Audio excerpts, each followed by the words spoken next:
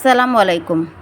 টাকার অভাব কতটা ভয়ঙ্কর একবার গরিব হয়ে অসুস্থ হয়ে আপনি হসপিটালে যেয়েই দেখেন ক্লিনিকের দরজায় লেখা থাকে মানব সেবা ক্লিনিক, অথচ ওই ক্লিনিকের আশেপাশে বা ভিতরে যারা থাকে তাদের ভিতরে কোনো মানবতা থাকে না। আপনি অসুস্থ নাকি ইমার্জেন্সি সেটা দেখারও বিষয় না তাদের।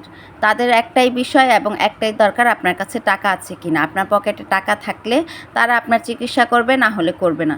এরপর আপনাকে যেতে হবে সরকারি হসপিটালে, যে দেখবেন অক্সিজেন আছে তো বেড নেই, বেড আছে তো অক্সিজেন নেই। আবার অক্সিজেন আর বেড দুটোই পেলেও আপনি কিন্তু ভালো ডাক্তার পাবেন না।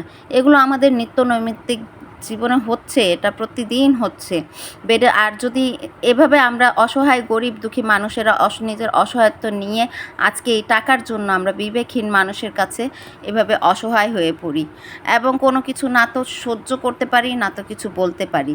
কবে আমরা ভালো হব, কবে আমাদের